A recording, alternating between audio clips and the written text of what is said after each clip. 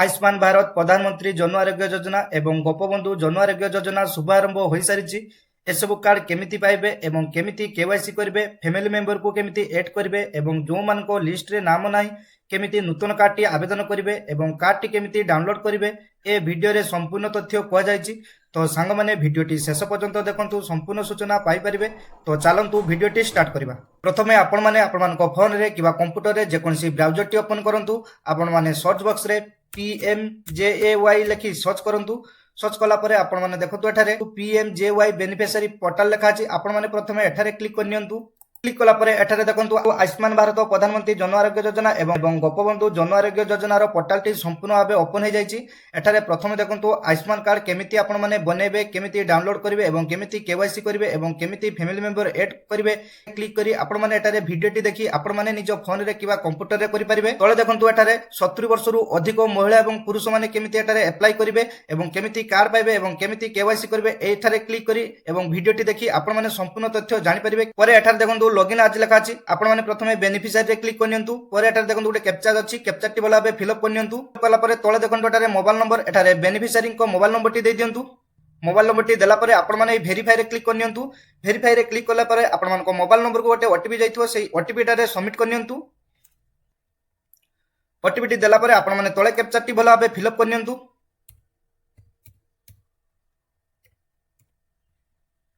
पर एठारे आपण माने तळकु देखंतु लॉगिन लिखा अछि। आपण माने लॉगिन रे क्लिक करनियंतु।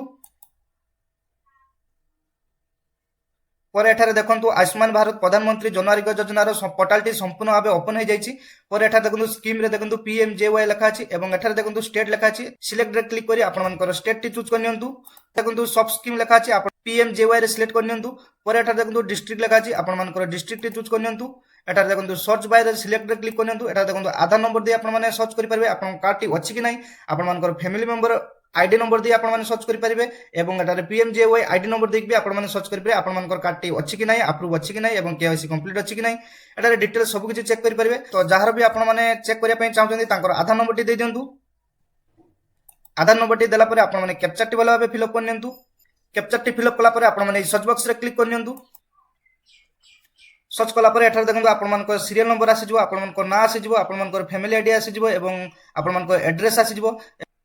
एठारे आपण मानकर फादर एवं स्पाउस नेम आसी जिवो एवं रिलेशन के अछन्ती सब आसी जिवो। आपण मानकर मोबाइल नंबर सो हिजो एवं एनरोलमेंट स्टेटस भी सो हिजो। आपण को केवाईसी ओके अछि कि नै एवं कार्ड स्टेटस भी आसी जिवो आपण को अप्रूव अछि कि नै एवं एठारे देखंतु अपडेट डिटेल्स। तो एठारे जाइन जदि आपण मानकर केवाईसी नै आपण एठारे केवाईसी करि परिबे आपण को मोबाइल नंबर ऐड करि परिबे आपण मानकर फैमिली मेंबर को ऐड करि परिबे एवं नूतन कार्ड भी आवेदन करि परिबे। एठारे जदि आपण माने केमिति नूतन कार्ड आवेदन करिवे जो मानकर रेशन कार्ड नै केमिति आपण मानकर नूतन कार्ड आवेदन करिवे। जदि आपण मानकर रेशन कार्ड अछि आपण मानकर कार्ड टी नै केमिति नूतन आवेदन करिवे आसंतु देखिबा। आपण माने होम पेज को आसंतु। होम पेज को आसला परे एठारे आपण माने से लॉगिन एज को जाई कैप्चा टी भला फिल अप करनियंतु एवं जहार आपण आवेदन करिवे तांको मोबाइल नंबर टी दे दियंतु। ओटीपी टी देला परे एठारे तळे कैप्चा टी भला फिल अप करनियंतु। परे आपण माने लॉगिन रे क्लिक करनियंतु। लॉगिन रे क्लिक कला परे नेक्स्ट पेज टी संपूर्ण भाव ओपन हो जिवो। परे एठारे आपण माने देखंतु क्लिक हियर टू एनरोल लिखा अछि। आपण माने जहार भी नूतन आवेदन करिवे एठारे क्लिक हियर टू एनरोल रे क्लिक करनियंतु। क्लिक कला परे आपण जहार भी आवेदन करिवे तांकर आधार नंबर टी एठारे दे दियंतु।